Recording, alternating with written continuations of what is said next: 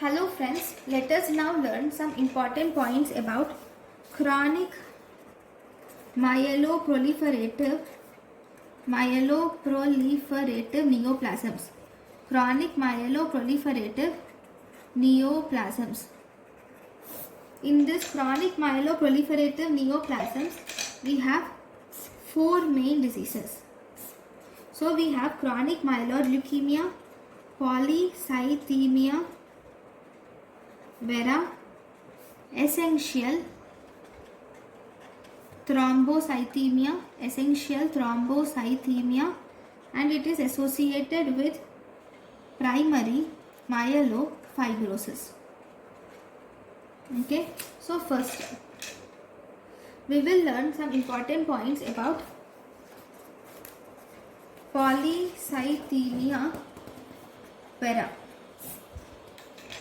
So in the polycythemia vera, it is here you will it is associated with JAK2V 617F mutations.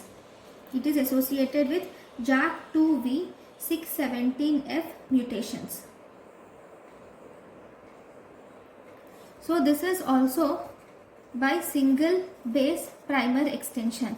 It can also be found out by single base primer extension. So if you see here in these lesions, RBCs,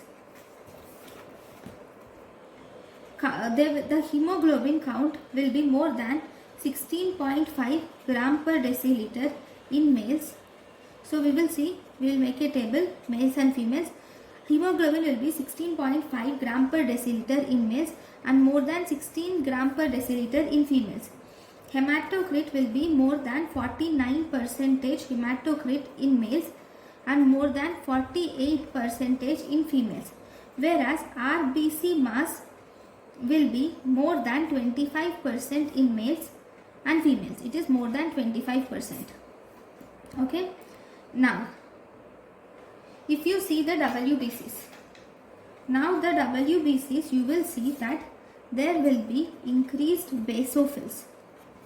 There will be increased basophils or mast cells or mast cells. These increased basophils or mast cells will release histamine on hot water bath. They will release histamine on hot water bath, and this is called as erythromelalgia. Sorry.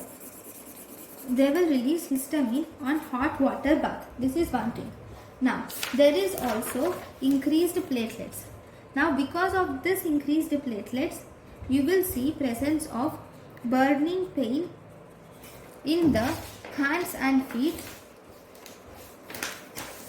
which is called as, this burning pain in the hands and feet is called as erythromelalgia. Okay, next, if you see the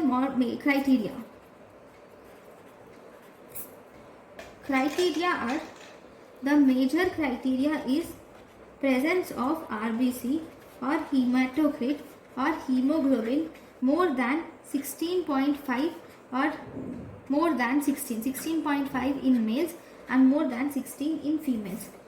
And there should be panmyelosis. What is panmyelosis? That is increased WBC, increased RBC and increased platelets should be seen. And you will also see JAK2V 617F mutation should be positive.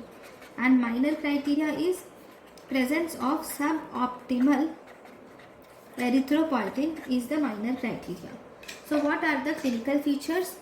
Clinical features are pertaining to hyperviscosity. Because of hyperviscosity, and there will be thrombi formation. So there will be thrombus. You can see hepatic vein thrombosis can be seen, or you can see cerebral venous thrombosis may be seen. Okay, then so this is about the polycythemia vera. Now, if you see actual classification of polycythemia can be divided into two types. One which is relative polycythemia. Second, we have absolute polycythemia. Okay, relative polycythemia is seen in dehydration and gas box syndrome. It is seen in dehydration and gas box syndrome, whereas absolute polycythemia is seen in primary polycythemia and secondary polycythemia. Primary absolute polycythemia is seen in polycythemia whereas secondary absolute polycythemia is seen in hypoxia and it is seen in hypoxia. Okay, so this is about polycythemia. Now the next polycythemia vera. Then the next important disorder, which is chronic myeloproliferative disorder, is essential thrombocytemia.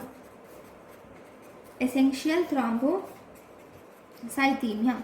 This essential thrombocytemia is associated with JAK2V617F mutation most commonly.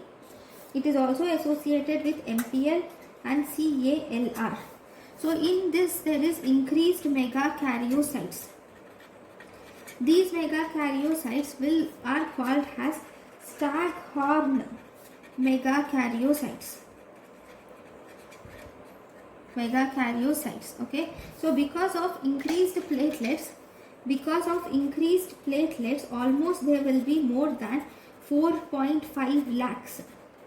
Okay, these will result in number 1, erythromelalgia, just like the polycythemia vera. This will cause bleeding and also thrombosis. Why bleeding?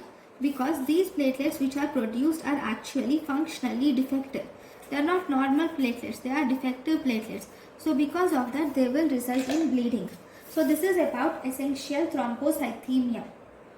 Then the next chronic myeloproliferative disorder which is important is, we will learn in next class. Thank you for watching.